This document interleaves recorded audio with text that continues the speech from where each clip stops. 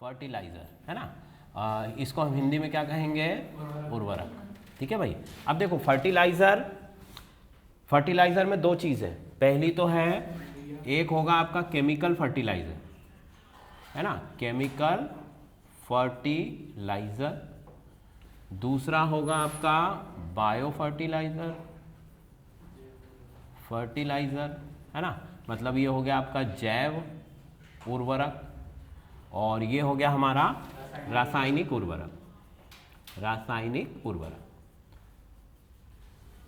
हाँ ठीक है, केमिकल कंपोजिशन चेंज करेंगे पहली चीज़। दूसरी सॉइल का जो यील्ड कैपेसिटी है ना, उत्पादन क्षमता, उसको क्या कर देंगे? बढ़ा देंगे। भाई देखो, जैसे हमने न्यूट्रिएंट्स पढ़ा ना अभी, है ना, न्यूट्रिशन, उसमें हमने क्या क्या पढ़ा कि हमको क्या चीज़ चाहिए, प्रोटीन, कार्बोहाइड्रेट सब चाहिए, तो वैसे ही प्लांट को भी सारी चीज़ें चाहिए, है ना। तो रीति, रीना और ये एक और पर्सन कौन है भाई यहाँ पर, अपना नाम बताएं जरा। मिलन। तो फर्टिलाइज़र इन्होंने बताया कि फर्टिलाइज़र एक ऐसी चीज़ है या ऐसा कंपाउंड है, वो ऑर्गेनिक भी हो सकता है और केमिकल वाला भी हो सकता है, जो करेगा क्या?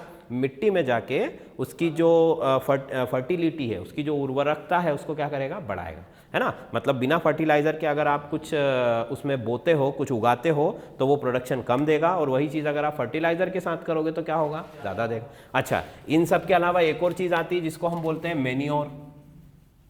ये क्या होता है? जिसको हिंदी में कहते हैं हम खाद। इन तीनों में अंतर क्या होता है? पहली चीज ये समझो, है ना। देखो, काम तो वही कर रहे हैं तीनों। क्या क्या कर रहे हैं? फर्टिलाइजर का काम क्या क्या है? ये क्या करेगा? टू इम्प्रूव, है ना, इम्प्रूव यील्ड, है ना, मतलब कि उत्पादन जो है आपका बढ़ा देगा, या हम कहें कि प्रोडक्शन जो है वो बढ़ जाएगा। ठीक, प्रोडक्शन बढ़ जाएगा। फिर क्या करेगा? To improve fertility of soil, मतलब कि मिट्टी की जो उर्वरक क्षमता है ना, उर्वरक क्षमता को भी क्या कर देगा? बढ़ा देगा। ठीक, ये इसके दो मेन काम होते हैं। ठीक है, या तो उत्पादन क्षमता, देखो फर्टिलिटी बढ़ेगी तो ऑटोमेटिक क्या बढ़ जाएगा? प्रोडक्शन बढ़ी जाएगा। तो कुल मिलाकर के, और हम इसमें एक और चीज़ जोड़ सकते हैं कि ये क्या करता है? बीमारियों से लड़ने की शक्ति देता है फसलों को, है ना। बीमारी से वो क्या कर सकती हैं? लड़ सकती है। अलग अलग प्रकार की जो डिसीजेज होती हैं, है ना, हर पौधे की अलग डिसीज होती है, उससे वो लड़ सकती है। ये तीन चीज़ें बेसिकली जो है कोई भी फर्टिलाइजर करता है। ठीक, अब देखो, इसमें हमने तीन चीज़ बता दी कि मैन्योर मतलब खाद, केमिकल फर्टिलाइजर, और जैव उर्वरक मतलब बायो फर्टिलाइजर। इन तीनों में क्या अंतर है? बेसिक चीज को हमको समझना है। ठीक है, तो देखो, केमिकल फर्टिलाइजर का मतलब सिंपल सा है कि वो किससे बना होगा? केमिकल से बना होगा, है ना। ये नोट कर लिया क्या आपने? बोलो जरा जल्दी से, कर लिया नोट? मिटा दो इसको ऑनलाइन वाले? तो ये मिटा दिया मैंने। अब देखो, केमिकल फर्टिलाइजर क्या करेगा? केमिकल फर्टिलाइजर काम सारे यही करेगा, बस इसमें अंतर क्या है कि इसको हम क्या कर रहे हैं? सिंथेसाइज कर रहे हैं, है ना। सिंथेसाइज कर रहे हैं मतलब कि इसका संश्लेषण कर रहे हैं, संश्लेषण कर रहे हैं। और कैसे हो रहा है वो? आर्टिफिशियल हो रहा है कि नहीं हो रहा है ना। कृत्रिम रूप से बना रहे हो कि प्राकृतिक बन रहा है? कृत्रिम बना रहे हो। अलग अलग कंपाउंड को मिला करके हम क्या कर रहे हैं? केमिकल फर्टिलाइजर को बना रहे हैं, जो कि पहली बात तो हम उसको प्रयोगशाला में बना रहे हैं, सिंथेसाइज कर रहे हैं, और दूसरी बात कि आर्टिफिशियली सिंथेसाइज हो रहा है वो, मतलब कि कृत्रिम रूप से बनाया जा रहा है। ठीक, अब केमिकल फर्टिलाइजर प्रयोगशाला में बनेगा, कृत्रिम रूप से बनेगा। अब बायो फर्टिलाइजर की अगर मैं बात करूं, है ना, और ये काम क्या करेगा? देखो, ये डायरेक्ट प्रोवाइड करता है आपको। क्या करेगा? डायरेक्ट ये प्रोवाइड करता है। क्या प्रोवाइड करता है? डायरेक्ट प्रोवाइड करता है जो भी आपके न्यूट्रिएंट्स है ना। न्यूट्रिएंट्स की अगर मैं बात करूं तो न्यूट्रिएंट्स क्या क्या होते हैं? जैसे कि इन न्यूट्रिएंट्स को हम यहां पर तीन पार्ट्स में मैं डिवाइड कर सकता हूं, है ना। कैसे कर सकता हूं? कि प्राइमरी न्यूट्रिएंट्स, ठीक है, एक हो जाएगा आपका सेकेंडरी न्यूट्रिएंट्स, और एक हो जाएगा आपका फिर माइक्रो या टर्शरी, है ना, माइक्रो न्यूट्रिएंट्स। जैसे कि हमने अभी हमारा जब न्यूट्रिएंट पढ़ रहे थे उसमें भी हमने यही पढ़ा था कि एक जो होंगे वो कैसे होंगे? वो माइक्रो थे, और एक कैसे थे? मैक्रो थे, है ना। दो चीज़ तो पढ़ी थी वहाँ पर। तो यहाँ पर भी क्या है? हम तीन चीज़ पढ़ेंगे। प्राइमरी मतलब प्राथमिक पोषक तत्व, है ना। इसको हिंदी में हम क्या कहेंगे? प्राथमिक पोषक तत्व। प्राथमिक पोषक तत्व का मतलब क्या होगा? प्राथमिक पोषक तत्व का मतलब कि जिनकी सब ज़्यादा मात्रा में पौधों को क्या है, आवश्यकता है ना, मतलब इनके बिना पौधा जो है आपका, जो फसल है आपकी, वो ग्रोथ बिल्कुल भी नहीं कर पाएगी, है ना। और ऐसे प्राथमिक तत्व कौन कौन से होते हैं बताओ जरा। नाइट्रोजन और ऑक्सीजन का पौधों में कोई प्रॉब्लम नहीं होता है, नाइट्रोजन है ना, पोटाश और फास्फोरस, ये 3 चीज़ें होती है। कौन कौन सी होती है? नाइट्रोजन है ना, पोटाश और फास्फोरस, इसको बोला जाता है NPK। शॉर्ट में क्या बोलेंगे इसको? NPK, नाइट्रोजन, पोटाश और फास्फोरस, है ना। ये 3 जो आपके तत्व हैं, ये क्या है भाई, सबसे ज़्यादा इंपॉर्टेंट है और सबसे ज़्यादा जो है भारी मात्रा में इनकी आवश्यकता पौधों को होती है। और इनमें ऐसा है कि जितना ज़्यादा आप दोगे उतना ज़्यादा आपका प्रोडक्शन बढ़ेगा, है ना। मतलब यहाँ पर आपकी कोई ऐसी लिमिट नहीं है सर्टेन कि आपको इतना ही डालना है ना। बट ज़रूरत से ज़्यादा अगर डालोगे तो फिर पौधों में उसके बैड इफेक्ट भी दिखते हैं, पर एक लिमिट तक अगर आप इसको देते हो अच्छे से अच्छा, तो आपका प्रोडक्शन क्या होगा, हाई होगा। तो ये 3 तो क्या हो गए, प्राइमरी न्यूट्रिएंट्स हो गए, ठीक। इसके अलावा सेकेंडरी, जिनकी रिक्वायरमेंट क्या होगी, इनके कंपैरिजन में कम होगी, है ना। वो कौन कौन से हैं? सेकेंडरी को हम क्या बोलेंगे? द्वितीयक पोषक तत्व। द्वितीयक पोषक तत्व क्या क्या होंगे? कैल्शियम, मैग्नीशियम, ठीक है, और सल्फर, ये 3 होते हैं, कैल्शियम, मैग्नीशियम और सल्फर, ठीक है। कैल्शियम की मात्रा भी रिक्वायर्ड होगी, किसके कंपैरिजन में कम होगी? लेस देन प्राइमरी, है ना। और मैग्नीशियम भी और सल्फर भी, ये 3 चीज़ें कैसी हो गई? द्वितीयक हो गई। चौथा जो है माइक्रो का मतलब सूक्ष्म, है ना, सूक्ष्म पोषक तत्व। ये सारे किस में आ जाएंगे? जैसे कि जिंक हो गया, आयरन हो गया, कॉपर हो गया, है ना, कोबाल्ट हो गया, इस प्रकार के जितने भी धात्विक और अधात्विक जो आपके तत्व हैं, मेटेलिक और नॉन मेटेलिक, है ना, ये सब कहाँ पर मिलेंगे आपको? ये सब माइक्रो के अंदर मिलेंगे, मतलब सूक्ष्म के अंदर। तो पौधों को सबसे ज़्यादा जरूरत किसकी है? नाइट्रोजन, फास्फोरस और पोटेशियम की, ठीक। उसके बाद किसकी जरूरत है? कैल्शियम, मैग्नीशियम, सल्फर की, ठीक। उसके बाद जिंक, आयरन, कॉपर, कोबाल्ट, इस तरीके के जो भी आपके मेटेलिक कंपाउंड और नॉन मेटेलिक होते हैं, इनकी रिक्वायरमेंट होती है। तो देखो, ये जो नीचे वाले हैं इनको हमको देने की ज़रूरत नहीं पड़ती है, ये तो ऑलरेडी सॉइल में अवेलेबल होते हैं, चाहे वो कैसी भी सॉइल हो, क्योंकि इनकी रिक्वायरमेंट बहुत कम है ना। कम है तो पौधा अपनी पूर्ति ये कहीं से भी कर लेता है, और जनरली वो जमीन में, मतलब सॉइल में पहले से ही प्रेजेंट होते हैं, ठीक। अब हमको डालना क्या है? 2 चीज़ हमको डालना है, नाइट्रोजन, पोटाश और फास्फोरस, और कैल्शियम, मैग्नीशियम, सल्फर। ये 6 चीज़ें जो है हमको पौधों को जरूर से जरूर देना पड़ती है, नहीं तो क्या होगा, उनकी ग्रोथ में कमी होगी, है ना। पौधा अच्छे से नहीं बढ़ेगा तो उसमें जो फ्रूट लगता है, फल लगता है, वो कम लगेगा, और फल कम लगेगा तो प्रोडक्शन क्या होगा? कम होगा, है ना। बात समझ में आ गई? तो देखो, अब कोई सा भी फर्टिलाइजर हो, चाहे वो ये हो मैन्योर,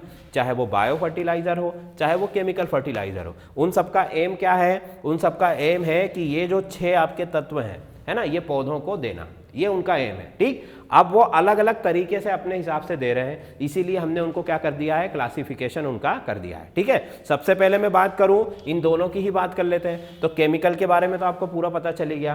तो केमिकल फर्टिलाइजर का इफेक्ट ज़्यादा होता है कि बायो फर्टिलाइजर का? केमिकल का ज़्यादा होता है। क्यों ज़्यादा होता है? हाँ, इसमें हम डायरेक्ट पौधों को सप्लाई कर रहे हैं, सप्लीमेंट डायरेक्ट दे रहे हैं। कैसे डायरेक्ट? जैसे कि कोई बॉडी बिल्डर है, उसको प्रोटीन चाहिए, तो वो प्रोटीन के सोर्सेज से लेने की बजाय अगर डायरेक्ट वे प्रोटीन लेता है ना, प्रोटीन पाउडर, तो उसको ज़्यादा इफेक्ट पड़ेगा और क्वांटिटी भी कम लगेगी। वैसे ही यहाँ पर वो क्या कर रहा है? वैसे ही यहाँ पर हम केमिकल फर्टिलाइजर में नाइट्रोजन, फास्फोरस और आपका जो पोटाश है, और ये कैल्शियम, मैग्नीशियम, सल्फर, ये डायरेक्ट पौधों को दे रहे हैं, बीच में इनके कुछ भी नहीं है ना। जो भी आप उसमें डालते हो उसमें यही सब चीज़ें होती हैं। पर साथ में केमिकल फर्टिलाइजर नुकसान देता है, हार्मफुल होता है। उसका क्या रीज़न है भाई? जब आप काम की चीज़ें डाल रहे हो तो नुकसान क्यों कर रहा है वो? नहीं, देखो, जैसे कि मैंने कहा, हमारे जो आयुर्वेदिक सिस्टम है ना, और एक होता है एलोपैथिक, और तो इन दोनों में डिफरेंस क्या है? ज़्यादा इफेक्टिव कौन सा होता है? अगर आपको तुरंत रिलीफ चाहिए तो आप क्या लोगे? अंग्रेजी दवाइयाँ लोगे, है ना। और अगर आपको आराम से कोई जल्दी नहीं है तो फिर आयुर्वेदिक ट्रीटमेंट हम कर सकते हैं, ठीक है। तो उस दोनों में अंतर क्या है कि जो, जैसे कि ये केमिकल फर्टिलाइजर है ना, वैसे ही आपकी अंग्रेजी दवाइयाँ हैं, उनमें सिर्फ वही चीज़ है जो हमको ज़रूरत है, पर उस चीज़ के साथ साथ उसमें सेकेंडरी कई सारी चीज़ें वो डालते हैं। जैसे कि कलर के लिए कुछ सब्सटेंस डालेंगे, है ना, टेस्ट के लिए कुछ सब्सटेंस डालेंगे, कुछ बाइंडर्स डालेंगे। जैसे आपने टेबलेट बनाई तो उसको बाइंड करके तो रखना नहीं, तो वो तो बिखर जाएगी, तो बाइंडर्स डालेंगे, फिर उसमें प्रिजर्वेटिव डालेंगे। तो ये जो एक्स्ट्रा चीजें उसमें डाली जाती हैं उसी की वजह से हमको साइड इफेक्ट आते हैं। दवाई की वजह से कोई प्रॉब्लम नहीं है ना, वो तो आप चाहे कहीं से भी लो। तो वैसे ही इन चीजों से कोई प्रॉब्लम नहीं है पौधे को, है ना। प्रॉब्लम किससे है? इनके साथ जो एक्स्ट्रा चीजें आप डाल रहे हो, जैसे कि कलर के लिए कुछ डालोगे, है ना, उसको ज्यादा दिनों तक सुरक्षित रखने के लिए उसमें प्रिजर्वेटिव डालोगे, है ना, जो जिससे वो खराब ना हो। फिर उसके लिए आप क्या डालोगे? उसके बाद उसमें बाइंडर्स डालोगे ताकि उसके मॉलिक्यूल अच्छे से बाइंड हो जाए, है ना, पानी में वो जल्दी खराब ना हो, जल्दी से डिसॉल्व हो जाए। तो इन सब प्रॉपर्टीज के लिए उसमें अलग से कुछ सब्सटेंस क्या किए जाते हैं? ऐड किए जाते हैं। इसी वजह से केमिकल फर्टिलाइजर क्या करता है? फिर नुकसान करता है। बात समझ में आ गई इतनी? तो केमिकल फर्टिलाइजर पौधों को डायरेक्ट ये सब चीजें प्रोवाइड करता है। ठीक, अब देखो इसकी बात करूं मैं, बायो फर्टिलाइजर क्या कर रहा है? बायो फर्टिलाइजर पौधों को डायरेक्ट न्यूट्रिशन प्रोवाइड नहीं करता है ना। वो क्या करता है? वो ये करता है कि पौधों को इस योग्य बनाता है, इस एबल बनाता है कि वो अपने लिए उस एलिमेंट को एटमॉस्फेयर से ले सके, है ना। जैसे कि बायो फर्टिलाइजर का मतलब यहां पर हम किसका यूज करेंगे? लिविंग ऑर्गेनिज्म का। लिविंग ऑर्गेनिज्म, है ना, मतलब कि प्रत्यक्ष जीवित जो आपकी चीजें हैं, है ना, जीवित आपका जो जैव समुदाय है पूरा, उसमें से हम किसी का भी यूज कर सकते हैं। जैसे बैक्टीरिया वायरस होते हैं जनरली, किसका यूज करेंगे हम? बैक्टीरिया वायरस का। जैसे मान लो मैंने एक बैक्टीरिया लिया राइजोबियम, है ना, राइजोबियम, तो ये नाइट्रोजन फिक्स करेगा। ठीक है, अब देखो जरूरत मुझे किसकी है? नाइट्रोजन की। पर मैंने बायो फर्टिलाइजर में क्या उसको नाइट्रोजन दिया? नहीं दिया। मैंने उसको क्या दिया? मैंने उसको राइजोबियम दिया। अब ये राइजोबियम क्या करेगा? ये पौधों की जड़ों में जाएगा, है ना। जैसे ये प्लांट है हमारा, ये उसकी रूट्स हैं, तो ये रूट्स में जाएगा और वहां पर जाकर ऐसी गठाने बना लेगा, है ना, ऐसी नॉट्स बना लेगा बहुत सारी उसकी जड़ में, और ये नॉट्स में वो रहने लगेगा। और ये राइजोबियम क्या करता है? मिट्टी में, एटमॉस्फेयर में जो भी आपकी नाइट्रोजन है उसको फिक्स करने का काम करता है ना। मतलब कि पौधे को वो नाइट्रोजन फिर क्या होने लगती है? मिलने लगती है। तो बायो फर्टिलाइजर इनडायरेक्टली उसको क्या प्रोवाइड कर रहा है? ये सारी चीजें प्रोवाइड कर रहा है। अब ये अलग अलग फसल में हम अलग अलग बैक्टीरिया यूज करते हैं, है ना, वो मैं अभी आपको एक एक करके बताऊंगा सारी चीजें। तो इतनी बात समझ में आ रही कि बायो फर्टिलाइजर क्या करेगा? बायो फर्टिलाइजर डायरेक्ट की बजाय इनडायरेक्ट काम करेगा, अप्रत्यक्ष रूप से। वो उस चीज को देगा जो पौधे फिर अपने आप उससे क्या कर लेंगे? एटमॉस्फेयर से उस न्यूट्रिएंट को क्या कर लेंगे? ग्रहण कर लेंगे, एक्सेप्ट कर लेंगे। बात समझ में आ गई, है ना। इसमें भी मैं अभी डिटेल में बात करूंगा। अब इस पर आ जाओ, ये क्या करता है? मैन्योर। मैन्योर का मतलब खाद। ये खाद क्या करेगा? ये भी क्या करता है? पहली चीज डायरेक्ट काम करेगा, मतलब प्रत्यक्ष रूप से जो भी इसको देना है वो कैसा प्रदान करेगा? प्रत्यक्ष रूप से प्रोवाइड करेगा। ठीक है भाई, प्रत्यक्ष प्रोवाइड करेगा। दूसरी बात, ये बना किससे होता है? वेस्ट। कौन सा वेस्ट? बायोलॉजिकल, है ना, बायोलॉजिकल वेस्ट से ये बना होता है। ठीक है, समझ में आई बात? बायोलॉजिकल वेस्ट से बना हुआ है। तो अब केमिकल फर्टिलाइजर और इसमें क्या अंतर है वो देखो ये वेस्ट से बना है, बायोलॉजिकल वेस्ट से, ये भी वही काम कर रहा है जो कि हमारा क्या कर रहा है? केमिकल फर्टिलाइजर कर रहा है। पर इसमें अंतर क्या है? कोई बताओ जरा। एनिमल वेस्ट तो होता है, वो तो मैंने बता ही दिया, है ना। बायो वेस्ट का मतलब वही है, एनिमल वेस्ट। इसमें अंतर क्या है कि इसमें जो न्यूट्रिएंट्स हैं उनकी अमाउंट कम है। किससे कम है? केमिकल फर्टिलाइजर से। ठीक है, जैसे मान लो मैंने 1 किलो केमिकल फर्टिलाइजर लिया तो उसी में मेरा पूरा काम हो गया, है ना। पर अगर यहां पर जाऊंगा तो मुझे 10 किलो लेना पड़ेगा। कितना लेना पड़ेगा? 10 किलो। और इनका जो एब्जॉर्प्शन होता है वो धीरे धीरे होता है ना, मतलब हम लिख सकते हैं स्लो एब्जॉर्प्शन। इसका जो अवशोषण होता है वो कैसा होता है? धीमा अवशोषण होता है। बात समझ में आई कि नहीं आई? ठीक है, तो बायो फर्टिलाइजर की जो मात्रा है ना, वो कैसी होती है? वो ज्यादा मात्रा में आपको आवश्यकता होती है, मतलब इसकी हम लिख सकते हैं अधिक मात्रा की आवश्यकता होगी। कम से कम 5 से 10 गुना ज्यादा आपको केमिकल फर्टिलाइजर अगर 1 किलो लग रहा है तो बायो फर्टिलाइजर आपका जो मैन्योर है वो कितना लगेगा? 5 से 10 किलो लगेगा, है ना। पहली चीज तो अंतर ये हो गया। दूसरा अंतर क्या हो गया? ये समानता ये हो गई कि ये भी डायरेक्ट प्रोवाइड करा रहा है और ये भी डायरेक्ट प्रोवाइड करा रहा है। ठीक, और ये वेस्ट से बना हुआ है और स्लो एब्जॉर्प्शन और अधिक मात्रा की आवश्यकता। ठीक है, ये सब चीजें इसके अंदर होती है। पर लॉन्ग टर्म के लिए कौन सा यूजफुल है, ये वाला, है ना। और ये क्या करता है, तुरंत जैसे ही आपने उसमें डाला चीज़ों को और पौधे ने एब्जॉर्ब कर लिया, आपको ग्रोथ दे दी और वो खत्म हो गया। अगले जब आप फसल लगाओगे फिर से आपको उसके अंदर ये सब चीज़ें डालनी पड़ेगी, पर इसके साथ ऐसा नहीं है। एक बार अगर आपने मैन्योर डाला है खेत के अंदर, है ना, भले ही वो ज़्यादा मात्रा में लग रहा है पर वो ज़्यादा समय तक काम भी आएगा। एक बार डालने पर आपको 2 साल 3 साल तक उसमें आपको कुछ भी डालने की ज़रूरत नहीं पड़ेगी। पर इसके साथ ऐसा है क्या, नहीं है। ये तो हर फसल में आपको अलग से डालना पड़ेगा, है ना। यूरिया डाल लो या आप सुपर फास्फेट डालो, है ना, या फिर आप उसमें अमोनियम सल्फेट डालो, वो भी मैं अभी नाम एक एक करके सब बता दूंगा, है ना। क्लियर बात समझ में, अंतर समझ में आया कि ये दोनों तो डायरेक्ट क्या कर रहे हैं, पोषण प्रदान कर रहे हैं, ठीक। एक में फास्ट काम हो रहा है, एक में स्लो काम हो रहा है, और ये क्या कर रहा है, इनडायरेक्ट है। मतलब कि यहां पर जो है सीधा सीधा वो कोई भी पोषक तत्व नहीं देगा, है ना, कोई भी न्यूट्रिएंट्स नहीं देगा, इनडायरेक्टली काम करेगा। क्लियर, इतनी बात सबको समझ में आ गई, ठीक है। तो पहले इसको नोट कर लो, फिर हम एक एक को डिटेल्स।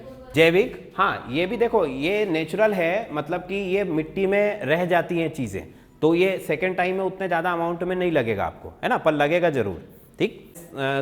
अपने आप ही समय के साथ क्या हो जाता है, प्रोसेस हो जाता है, और साथ में 1 साल के बाद या 1.5 साल के बाद उसको उठा के आप क्या कर दो, खेत में डाल दो, ठीक है। अगर एक एक करके मैं आपको बता देता हूँ इसके अमाउंट के बारे में भी थोड़ा सा आइडिया, है ना। गोबर के खाद की अगर मैं बात करूँ, है ना, मैन्योर जो है आपका काऊ वाला, अब काऊ में सारे जानवर आ गए, है ना, अब अलग अलग नहीं लिखेंगे हम, गाय भैंस बकरी, तो उसमें सब आ गए। तो देखो इसमें सबसे पहली चीज़ तो क्या है कि इसकी बहुत ज़्यादा की मात्रा की आवश्यकता होगी, है ना। मतलब अगर मैं बात करूं, है ना, तो यहाँ पर हम लिख सकते हैं लगभग 50 टन, है ना, 50 टन। 50 टन का मतलब कितना हुआ, अच्छा एकड़ के हिसाब से अगर मैं बताऊं तो आप इसको कर लो, है ना, ये हो सकता है आपका 2 से 3 टन में भी काम हो सकता है ना। काम तो 1 टन में भी हो जाएगा पर फिर वो सफिशिएंट नहीं होगा। 2 से 3 टन मतलब कि 2 से 3 हजार किलो, है ना। अगर आपके पास गोबर का खाद है तो 1 एकड़ के लिए, 1 एकड़ का मतलब कितना हुआ, 1 एकड़ का मतलब लगभग 4000 वर्ग मीटर, ठीक है, 4000 वर्ग मीटर, 4000 स्क्वायर मीटर, ठीक है, इतना होता है 1 एकड़ लगभग, ठीक है। तो उसमें आपको इतना ये खाद लगेगा। बनाते कैसे, इसका सबसे अच्छा तरीका क्या है बनाने का, कि गोबर गैस का जो प्लांट होता है उसमें आप गोबर को डालो, है ना, उससे आपको गैस भी मिलेगा और बाद में आपको क्या मिलेगा, खाद भी मिल जाएगा, ठीक। सबसे अच्छा तरीका वही है। गोबर गैस प्लांट में आप गोबर और पानी का 50-50% का रेशो बना लो, है ना, 50-50%। मतलब अगर आपने 1 किलो गोबर लिया है तो 1 लीटर पानी ले लो और दोनों को मिला के उसके अंदर डाल दो, और बाद में वो गैस आपको देगा, और बाद में जो बचेगा वो क्या बन जाएगा, खाद बन जाएगा कुछ समय के पश्चात, ठीक। तो ये प्रोसेस सबको जनरली पता होती है। अब इसमें जो प्रोसेस हमको नहीं पता है वो कौन सी है, वर्मी कंपोस्ट, है ना। वर्मी कंपोस्ट के बारे में कोई कुछ जानता हो तो बताओ जरा। देखो पहली चीज़ तो हमको लार्ज स्केल पे बनाना है ना, तो छोटे मोटे डब्बे में हमारा काम चलने वाला नहीं है। हाँ, किसको, वर्मी कंपोस्ट इंग्लिश ही तो है, हाँ, केचुए की खाद बोलते हैं उसको हिंदी में, है ना।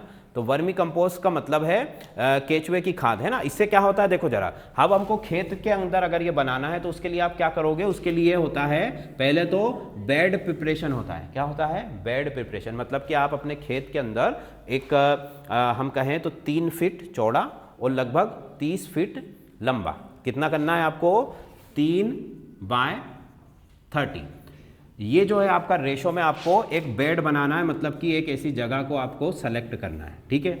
इस जगह के ऊपर सबसे पहले क्या किया जाता है, पॉलीथीन बिछा दी जाती है ना, पॉलीथीन, ताकि जो गोबर आप सब चीज़ डाल रहे हो, जो केचुए आप डाल रहे हो, वो ज़मीन के अंदर ना चले जाए, तो उनको कोई रोकने वाला भी तो चाहिए ना, तो पॉलीथीन डालो सबसे पहले, है ना। उसके ऊपर क्या करोगे, केचुए की जो खाद बनती है वो भी गोबर से ही बनती है, गोबर इसके अंदर आप डाल दो, पूरा का पूरा जो गोबर है उसके अंदर आप ऐसे ढेर लगा के भर देते हैं, और उसकी जो हाइट है वो 2 से 3 फीट होती है। किसकी हाइट, गोबर की हाइट, ठीक। गोबर का पहाड़ बना दिया हमने पूरा।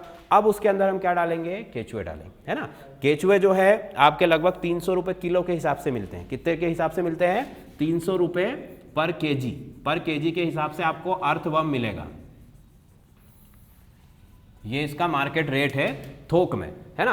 अब ये केचुए आपको कितने लगेंगे, एक बेड के अंदर, एक बेड के अंदर लगभग लगेंगे आपको ये मान के चलिए लगभग 40 से 50 किलो। कितने लगेंगे, 40 से 50 किलो। वो केचुए उसके अंदर डाल दिए जाते हैं लंबे बेड के अंदर, और इसमें सबसे ज़्यादा जो खर्च है वो केचुए का ही आता है, बाकी सब चीज़ें तो घर की है ना। गोबर बहुत सस्ता है, मतलब फ्री का है वो तो, है ना। हाँ हाँ, वो तो फ्री का कर सकते हैं। अब फिर इसको इस तरीके से केचुए डालने के बाद केचुआ करता क्या है कि ऊपर से नीचे की तरफ इसका मूवमेंट होता है। जैसे ही आपने गोबर के ऊपर केचुए डाले, वो गोबर खाना शुरू करेंगे और धीरे धीरे जमीन के अंदर नीचे की तरफ चलते चले जाएंगे, ठीक है। अब एक महीने के बाद, है ना, एक महीने के बाद उसको हटाना पड़ता है। 1 महीने के बाद केचुआ नीचे जा चुका है लगभग 1 फीट, तो ऊपर का जो भी गोबर था वो उसने खा के क्या कर दिया, उसको खाद बना दिया। तो फिर उसको यहाँ से पूरा क्या करना पड़ेगा, आपको हटाना पड़ेगा। मतलब आपके बेड की जो हाइट है वो कैसी होती जा रही है, छोटी होती जा रही है, ठीक। फिर 1 महीने बाद फिर से केचुआ 1 फीट नीचे चला गया, फिर ऊपर का आपने हटाया, और लास्ट में जाकर के जो है केचुआ आपका सबसे फाइनल वाली स्टेट में चला गया, और आपका जो पूरा गोबर था वो किस में कन्वर्ट हो गया, खाद में। इसमें फ़ायदा क्या है कि इसमें पहली बार ही आपको केचुआ खरीदना पड़ेगा, अर्थवर्म। उसके बाद तो वो रिप्रोड्यूस होते रहते हैं, है ना, वो रिप्रोडक्शन भी तो करेंगे ना, तो उसके बाद आपको दूसरी बार अर्थवर्म को परचेस करने की जरूरत नहीं पड़ेगी, वो उसी से नए नए बनते जाएंगे और आप नए नए बेड उसमें बनाते जाओ, ठीक। वर्मी कंपोस्ट जो आपकी खाद होती है वो सबसे महंगी हम उसको बोल सकते हैं, है ना, महंगी खाद है, गोबर की खाद से भी महंगी आती है, और इसका जो रिजल्ट है वो उससे थोड़ा बेटर होता है, ठीक। तो ये चीज़, दोनों चीज़ हो गई, वर्मी कंपोस्ट और आपका गोबर का खाद। अब हमारा जो केमिकल फर्टिलाइजर है उसके ऊपर आते हैं। देखो, केमिकल फर्टिलाइजर में 2 तरीके के फर्टिलाइजर हमको देखने को मिलेंगे। एक तो होंगे नाइट्रोजन बेस और एक होंगे हमारे फॉस्फेट, है ना। केमिकल फर्टिलाइजर में 2 तरीके के होंगे। पहला कौन सा होगा, नाइट्रोजन बेस, मतलब कि जिसमें नाइट्रोजन युक्त हम इसको कह सकते हैं, है ना, नाइट्रोजन युक्त, नाइट्रोजन युक्त, ठीक। दूसरा हो सकता है आपका फॉस्फेट बेस, फॉस्फेट बेस मतलब कि फॉस्फेट युक्त, फॉस्फेट युक्त, ठीक। पहला तो क्लासिफिकेशन ये हो गया, है ना। अब नाइट्रोजन जो बेस है इसके अंदर कौन कौन सी चीज़ें हम डाल सकते हैं भाई।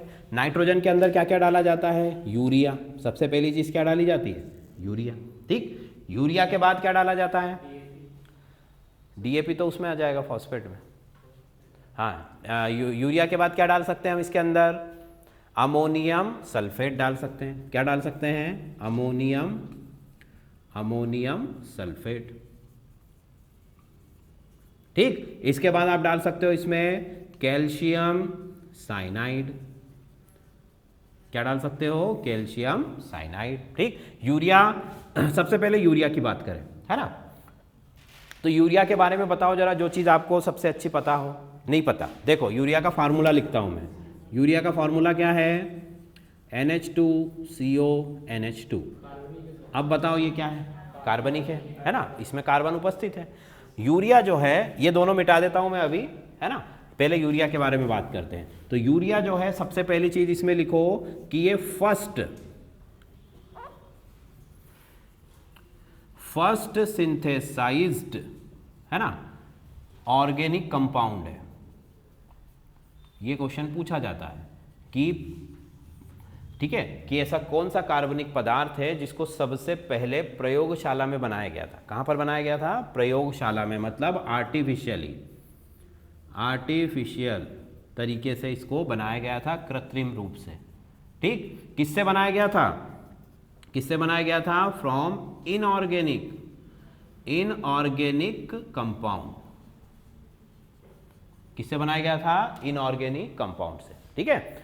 इनऑर्गेनिक कंपाउंड से क्या बनाया, ऑर्गेनिक कंपाउंड बनाया, ठीक है। ये पहली बार हुआ था, क्यों, क्योंकि पहले ऐसा माना जाता था कि जो ऑर्गेनिक सब्सटेंस है उनको केवल ऑर्गेनिक से ही बनाया जा सकता है ना, जीवित चीज़ों से ही क्या बनती है, दूसरी जीवित चीज़ें बनती है, ऐसा पहले माना जाता था। परंतु इसमें फर्स्ट सिंथेसाइज, मतलब प्रथम जो कार्बनिक पदार्थ प्रयोगशाला में बनाया गया वो कौन सा था, यूरिया, ठीक है। अब इसको बनाया किसने था, तो लिखो, इसको बनाया था आपके होलर ने, है ना,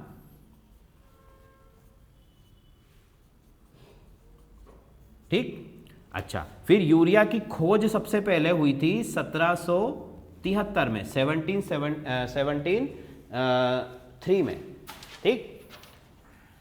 ये की थी आपके हेनरी ठीक है, हेनरी ने की थी। और हेनरी कहाँ कर थे? हेनरी जो थे फ्रांस के वैज्ञानिक थे। ठीक है, तो 1773 में, और उन्होंने खोजा कहाँ से था? यूरिन से, मतलब कि जो हमारा यूरिन सैंपल होता है ना, जो आपका यूरिन होता है उसके अंदर से यूरिया को सबसे पहले खोजा गया था। सबसे पहले खोजा किसने था? हेनरी ने। और सबसे पहले बनाया किसने था? वोलर ने। बात समझ में आ गई? ये यूरिया के बारे में कुछ बातें हैं जो हमको याद रखनी है अच्छे से। ठीक है, तो यूरिया देख रहे हो कि उसमें नाइट्रोजन के साथ साथ दूसरी भी कई चीज़ें हैं, है कि नहीं है? इसी वजह से केमिकल फर्टिलाइजर नुकसान करता है। तो नाइट्रोजन तो प्रोवाइड करेगा ही, वो तो उसका काम है। इसके अलावा वो क्या करता है? वो मॉइस्चर एब्जॉर्ब करने में बहुत एक्सपर्ट होता है। जैसे अगर खेतों में ज़्यादा बारिश हो गई है ना, और पौधे गल रहे हैं पानी की वजह से, तो आप उसमें क्या कर सकते हो? यूरिया का छिड़काव कर सकते हो। यूरिया अगर आपने डाल दिया तो आपका जो मॉइस्चर है एक्स्ट्रा, वो क्या कर लेगा? एब्जॉर्ब कर लेगा। तो यहाँ पर एक और लाइन लिख लो यूरिया के बारे में कि वो क्या होता है? गुड और मॉइस्चर को या वाटर को जो है ये क्या कर सकता है? एब्जॉर्ब कर सकता है। H2O एब्जॉर्बर होता है ये, बहुत अच्छा है ना। तो अतिरिक्त जल जो होता है खेतों में, जो एक्स्ट्रा वाटर होता है जिससे पौधों को नुकसान होता है, वो अगर आपको दूर करना है तो आप यूरिया का यूज़ वहाँ पर कर सकते हो। ठीक है भाई, तो ये यूरिया की बात हो गई। चलो, ये इतना नोट हो गया सबको। चलो अब अगला देखो तो जरा। यूरिया के बाद हमने क्या देखा था? अमोनियम। अच्छा हाँ, इसमें नाइट्रोजन की जो मात्रा है वो तो लिखो। नाइट्रोजन की मात्रा जो इसमें देखो तो कितनी होती है? नाइट्रोजन का अमाउंट होता है 47.6%। कितना होता है? 47.6% इसके अंदर नाइट्रोजन होती है। इसके पीएच की अगर मैं बात करूं तो इसका जो पीएच होता है वो लगभग न्यूट्रल आप मान सकते हो। कैसा मान सकते हो? न्यूट्रल। लगभग मतलब जब आप इसको मिट्टी में डालोगे तो ये मिट्टी के पीएच को ना बढ़ाएगा ना कम करेगा, न्यूट्रल कर देगा। क्योंकि नाइट्रोजन तो खुद ही न्यूट्रल होती है ना, इसलिए ये क्या कर देगा? न्यूट्रल उसको बना देगा। तो मतलब आपकी ज़मीन को उससे ज़्यादा कोई नुकसान नहीं होगा। ठीक है भाई, ये इतनी बात यूरिया के बारे में हो गई। अब दूसरा कौन सा था हमारा? Ammonium phosphate. ठीक है, तो अमोनियम फॉस्फेट जो है ना, अमोनियम फॉस्फेट भी क्या प्रोवाइड करेगा? अमोनियम फॉस्फेट ये क्या प्रोवाइड करेगा? ये भी प्रोवाइड करेगा नाइट्रोजन, है ना। तो लिख देते हैं हम, इट प्रोवाइड्स, एक मिनट, प्रोवाइड नाइट्रोजन, है ना। हाँ सॉरी, अमोनियम सल्फेट बोला था। अमोनियम सल्फेट, फॉस्फेट तो इधर आएगा, है ना। अमोनियम सल्फेट, तो देखो अमोनियम सल्फेट का फॉर्मूला अगर लिखूँ तो होता है NH4 2SO4। ये अमोनियम सल्फेट है। ठीक, ये अमोनियम सल्फेट का फॉर्मूला है। अब अमोनियम सल्फेट जो है कई जगहों पर यूज़ किया जाता है ना। बैक्टीरिया कल्चर के लिए भी यूज़ किया जाता है ना। जैसे कि मान लो मुझे बैक्टीरिया के थ्रू कोई चीज़ बनानी है, जैसे मान लो एल्कोहल ही बनाना है, तो बैक्टीरिया को खाने के लिए कुछ देना पड़ेगा, है ना, फूड मटेरियल, तब तो वो ग्रोथ करेगा। तो वहाँ पर बैक्टीरिया के फूड के लिए भी इसका यूज़ किया जाता है अमोनियम सल्फेट का। ठीक, तो वही काम ये क्या कर रहा है? अमोनियम सल्फेट नाइट्रोजन प्रोवाइड करने का काम यहाँ पर कर रहा है ना। खेतों में क्या काम करेगा? नाइट्रोजन प्रोवाइड करने का। इसमें नाइट्रोजन की मात्रा की अगर मैं बात करूँ तो ये होती है 20 से 30%। कितने होती है? 20 से 30% तक इसमें नाइट्रोजन होता है। ठीक है भाई, ठीक। चलो, इसके बाद कौन सा था? Calcium cyanide. Calcium cyanide, calcium cyanide का फॉर्मूला क्या है? CaCN2। ये कैल्शियम साइनाइड हो गया, है ना। कैल्शियम साइनाइड में भी नाइट्रोजन है, नाइट्रोजन प्रोवाइड करेगा। कितनी नाइट्रोजन देता है ये लगभग 40% नाइट्रोजन होती है इसके अंदर। कितने प्रतिशत होती है? 40%। तो ये तीनों के तीनों क्या है? नाइट्रोजन प्रोवाइड करने वाले आपके सब्सटेंस है। ठीक, नाइट्रोजन प्रोवाइड करने वाले आपके सब्सटेंस है। इसके बाद इसको जल्दी से नोट कर लो। इसके बाद हम फॉस्फेट की बात करें, ठीक है। तो फॉस्फेट में दो होते हैं, एक तो कैल्शियम सुपर फॉस्फेट। तो अब देखो फॉस्फेट युक्त जिसमें फॉस्फेट है, फॉस्फेट मतलब P, है ना, और P मतलब कि इसका एटॉमिक नंबर क्या है? 15। और ये भी कैसा एलिमेंट है आपका? ये प्राइमरी है। कैसा है? प्राइमरी। ठीक, तो ये देख लो, इसमें आपका होगा calcium super phosphate. Calcium super phosphate, ये हो गया आपका पहला। दूसरा इसमें आता है कैल्शियम 3 सुपर फॉस्फेट। है ना। इसके फॉर्मूले की अगर बात करूँ तो फॉर्मूला होता है इसका CaH4 है ना, P2O8, ये हो गया। इसका जो फॉर्मूला है वो है CaH6 P2O9 है ना, ये इसके फॉर्मूले, इसको भी याद कर लेना। तो कैल्शियम सुपर फॉस्फेट और कैल्शियम 3 सुपर फॉस्फेट है ना, इसको ट्रिपल कैल्शियम सुपर फॉस्फेट भी कहते हैं। मार्केट में जो इसका नाम है वो क्या है, ट्रिपल कैल्शियम सुपर फॉस्फेट। ठीक, अब काम क्या करेगा ये बताओ, क्या क्या देने के लिए इसको बनाया गया है?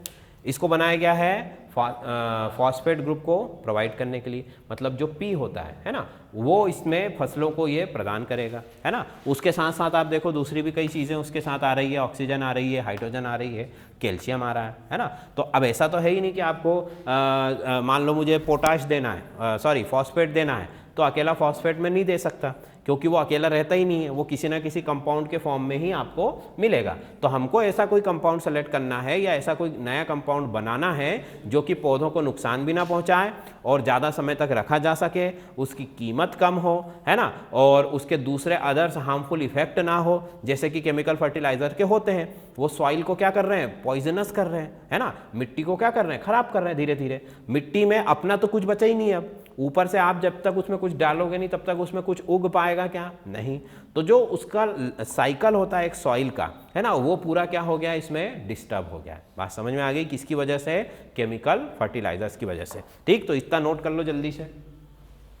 इसके बाद पोटाश बचा है, पोटाश के बाद बायो फर्टिलाइजर्स के ऊपर आएंगे हम, है ना। तो आज हमारा टाइम थोड़ा ज़्यादा हो गया है, तो इसको हम कल देखेंगे।